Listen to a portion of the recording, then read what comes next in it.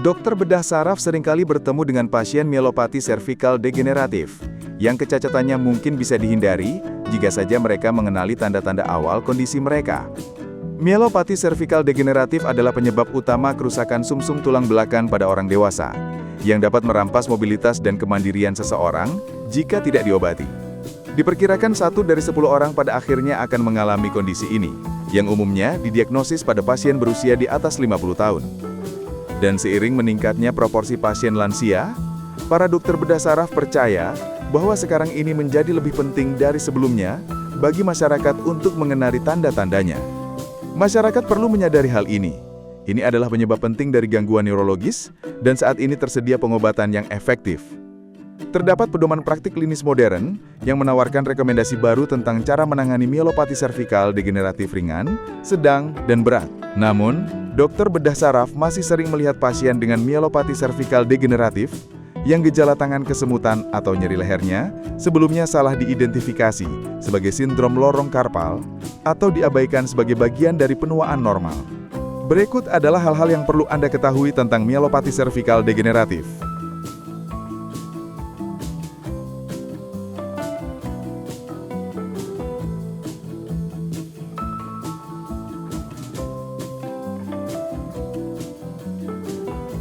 Mielopati servikal degeneratif melibatkan kompresi dan cedera pada sumsum tulang belakang yang seiring waktu dapat menyebabkan kecacatan serius. Hal ini terjadi ketika bantalan di antara ruas tulang belakang menipis yang menyebabkan penonjolan bantalan atau ketika ligamen di sekitar tulang belakang mengalami osifikasi, yaitu mengeras menjadi tulang. Tidak banyak yang bisa dilakukan untuk mencegah hal ini terjadi. Salah satu penyebab utama mielopati servikal, suatu kondisi yang disebut osifikasi ligamen longitudinal posterior, tidak dapat dicegah. Penyebab osifikasi ligamen longitudinal posterior tidak jelas, meskipun ada faktor genetik dan kondisi ini lebih umum terjadi pada pasien keturunan Asia. Namun, merokok adalah faktor risiko yang diketahui untuk spondilosis servikal, penyakit diskus degeneratif yang merupakan penyebab utama lain dari mielopati servikal degeneratif. Selain berhenti merokok, dokter bedah saraf merekomendasikan untuk menghindari trauma berulang, seperti angkat beban ekstrim yang memberikan beban berat pada leher.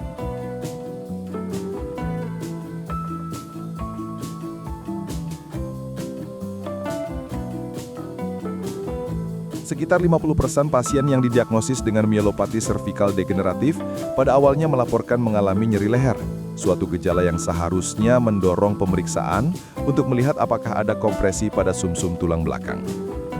Dalam beberapa hal, nyeri leher sedikit mirip dengan tekanan darah tinggi. Dengan kata lain, ini bisa menjadi tanda bahaya untuk sesuatu yang sangat serius. Pada tahap awal, pasien mungkin juga mengalami gangguan dalam cara berjalan mereka, meskipun mereka cenderung meremehkan gejala ini, menganggapnya hanya sebagai kecanggungan.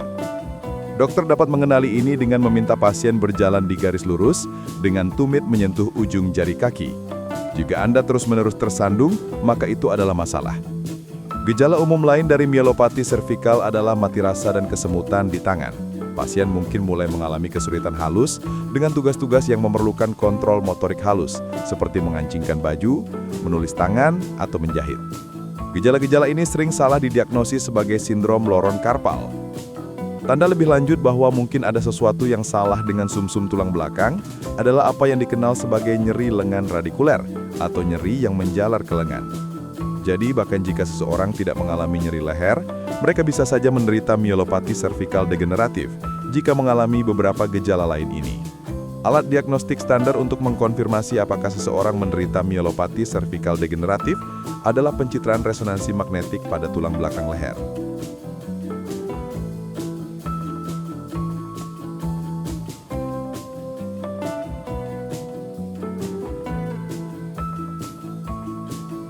Pasien dengan gejala ringan harus dipantau dan dapat memperoleh manfaat dari fisioterapi, dan penambahan operasi dapat ditawarkan sebagai pilihan. Tetapi dalam beberapa kasus, jika kondisi mereka memburuk, operasi diperlukan. Pasien lain mungkin tetap stabil, tetapi mereka tetap harus menghindari aktivitas beresiko tinggi. Karena mielopati servikal degeneratif adalah penyebab dasar yang umum dari cedera sumsum tulang belakang. Sebagai contoh, dokter bedah saraf sering mengoperasi pasien yang kemungkinan besar menderita myelopati cervical degeneratif yang tidak terdiagnosis. Karena cara berjalan pasien tidak stabil, mereka terjatuh dan mencederai sumsum tulang belakang mereka. Pesan moralnya, jika Anda tahu Anda menderita myelopati cervical degeneratif, mungkin sebaiknya Anda menghindari bersepeda gunung atau menunggang kuda. Dokter bedah saraf merekomendasikan operasi bagi mereka yang mengalami gangguan sedang hingga berat. Operasi dilakukan untuk menghilangkan tekanan dari sumsum tulang belakang dan dalam beberapa kasus untuk merekonstruksi area yang lemah. Misalnya, ini bisa melibatkan pengangkatan bantalan dan menempatkan cangkok tulang ke dalam ruang disk untuk membukanya. Kemudian memperbaiki kelurusan sumsum tulang belakang dan merekonstruksi area tulang belakang dengan implan titanium.